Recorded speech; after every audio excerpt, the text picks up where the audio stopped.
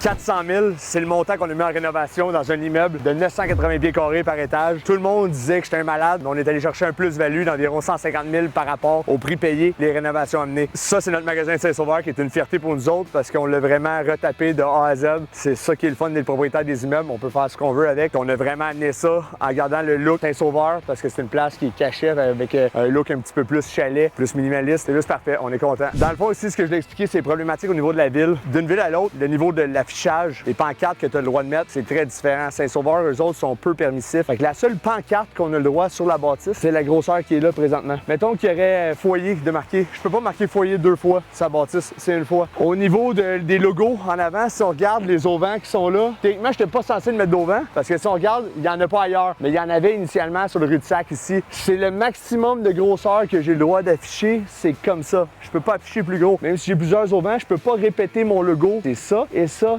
that's it. Fait qu'il faut que du bord de la rue, tu puisses voir cette micro-pancarte-là. Fait que oui, il y a de l'éclairage, mais c'est ridicule. Après ça, ils se demandent pourquoi que des fois, les commerces, ils pourraient en arracher. C'est impossible d'avoir une chance qu'Internet existe parce que tu vois pas la pancarte. Dans le fond, ici, nous autres, on a acheté la bâtisse, l'immeuble, il y a un peu plus d'1 an. On a fait tous les travaux complets. On a tout refait au complet. C'est une bâtisse qui est comme dans les outlets de Saint-Sauveur. C'est pas une place qui est super grande. On aurait voulu acheter le local à côté, sauf qu'il y avait un locataire. On a offert un montant compensatoire pour pouvoir réussir, mais il était pas ouvert à l'idée. On est dans l'unité, la seule unité qu'il y avait un sous-sol à l'époque, c'est l'ancien rue de Sac ici. Quand on rentrait, là, les plafonds étaient à cette hauteur-là. Fait que les plafonds, il y avait comme 7 pieds 8 à peu près, qui étaient vraiment écrasants. Donc, on rentrait dans une place qu'on veut montrer des beaux produits, des foyers, des produits de luxe, dans un espace écrasé. Je trouvais que ça se faisait pas, je trouvais ça trop écrasant. On a tout arraché, la structure des plafonds et des planchers qui étaient ici. La raison pourquoi on a des vitres au plancher, c'est que quand il y a un étage plus bas à aller voir, le monde n'a pas tendance à descendre plus bas, à moins que ça soit vraiment ouvert, que la cage d'escalier soit ouverte ou qu'il y ait des vitres qui font en fonction que tu puisses y aller. Sauf que là, ce niveau-là, tout le monde rentre, tout le monde regarde et voit les foyers en bas. Souvent, le monde, ils comprennent même pas c'est quoi le Sorcom. Nous autres, on a créé ça, cet espace-là, pour pouvoir vraiment pousser le monde à descendre et venir en bas dans le sous-sol, qu'on a d'autres appareils en fonction. On a les encastrables au gaz qui sont là. Les encastrables au bois, dans le fond,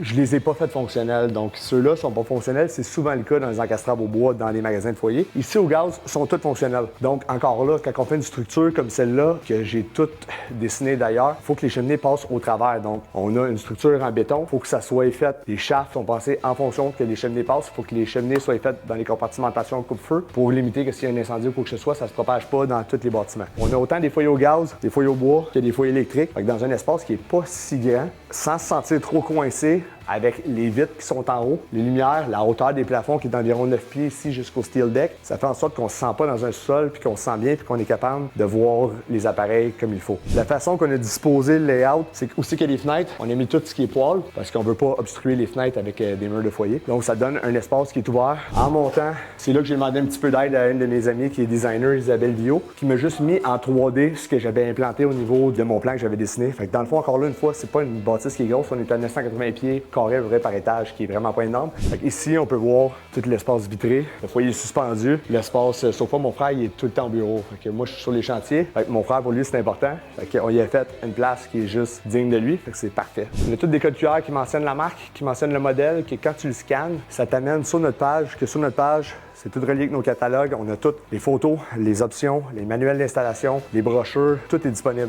Mais moi, je suis dans la construction et je m'intéresse à tout. Pas juste seulement le foyer, je m'intéresse à ce que soit la structure, l'apparence, les fenêtres, l'isolation, tout au complet. Fait ici, on l'a fait au complet. Fait qu'on a désossé la bâtisse au complet. On est allé enlever tout l'isolant. On a refait tout le tie-back. Il y a beaucoup de poutres qu'on a refait. En venant mettre la structure d'acier, il a fallu faire des foutines pour supporter le poids parce que ça pèse un poids énorme. C'est tout du béton coulé à grandeur sur un steel deck. Avec l'insertion des verres, ça peut amener beaucoup de fissures qui se créent. Il y en a 2-3, malheureusement, le béton, c'est souvent ça. Sauf que le look, au final, je trouve que c'est génial. Puis je trouve que l'effet des fenêtres, ça change vraiment, vraiment, vraiment tout.